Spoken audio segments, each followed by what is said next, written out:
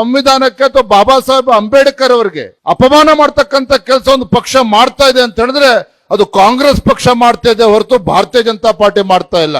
ಭಾರತೀಯ ಜನತಾ ಪಾರ್ಟಿ ಮಾಡ್ತಾ ಇಲ್ಲ. ಮೊನ್ನೆ ದಿನ ಪಾರ್ಲಿಮೆಂಟ್ ನಲ್ಲಿ ಏನು ಈ ದೇಶದ ಉಕ್ಕಿನ ಮನುಷ್ಯ ಎಂದೇ ಖ್ಯಾತಿ ಆಗಿರ್ತಕ್ಕಂಥ ಗೃಹ ಸಚಿವರಾಗಿರ್ತಕ್ಕಂಥ ಅಮಿತ್ ಶಾ ಜಿ ಅವರು ಈ ಕಾಂಗ್ರೆಸ್ ಪಕ್ಷ ಸ್ವಾತಂತ್ರ್ಯ ಬಂದಾಗಿನಿಂದ ಯಾವ ರೀತಿ ಬಾಬಾ ಸಾಹೇಬ್ ಅಂಬೇಡ್ಕರ್ ಅವರನ್ನ ಅಪಮಾನ ಮಾಡಿದ್ದಾರೆ, ಯಾವ ರೀತಿ ಕಾಂಗ್ರೆಸ್ ಪಕ್ಷ ಪ್ರತಿ ಹಂತದಲ್ಲೂ ಸಹ ಸಂವಿಧಾನಕ್ಕೆ ಅಪಚಾರ ಬರ್ತಕ್ಕಂಥ ನಿಟ್ಟಿನಲ್ಲಿ ಯಾವ ರೀತಿ ನಡ್ಕೊಳ್ತಾ ಇದ್ದಾರೆ, ಆ ವಿಚಾರವನ್ನ ಮಾನ್ಯ ಅಮಿತ್ ಶಾ ಜಿ ಅವರು ಇವತ್ತು ಪಾರ್ಲಿಮೆಂಟ್ ನಲ್ಲಿ ಎಳೆಯಾಗಿ ಬಿಚ್ಚಿಡ್ತಕ್ಕಂಥ ಕೆಲಸವನ್ನ ಮಾಡಿದ್ದಾರೆ. ಅಮಿತ್ ಶಾ ಜಿ ಅವರು ಹೇಳಿರ್ತಕ್ಕಂಥ ವಿಚಾರವನ್ನ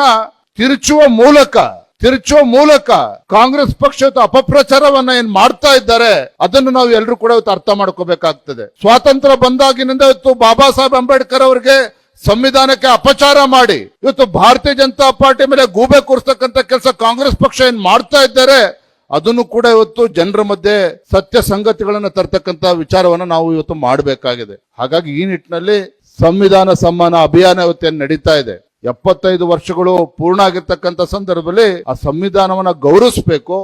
ಈ ದೇಶದ ಈ ರಾಜ್ಯದ ಪ್ರತಿಯೊಬ್ಬ ಪ್ರಜೆಯ ಕರ್ತವ್ಯನೂ ಕೂಡ ಇದೆ. ಆ ಸಂವಿಧಾನವನ್ನ ಗೌರವಿಸಬೇಕು ಅಂತಕ್ಕಂಥ ಆಶಯ ಪ್ರಧಾನಮಂತ್ರಿ ನರೇಂದ್ರ ಮೋದಿಜಿ ಅವರದ ಏನಿದೆ ಆ ನಿಟ್ಟಿನಲ್ಲಿ ನಾವೆಲ್ಲರೂ ಕೂಡ ಸೇರಿರ್ತಕ್ಕಂಥದ್ದು.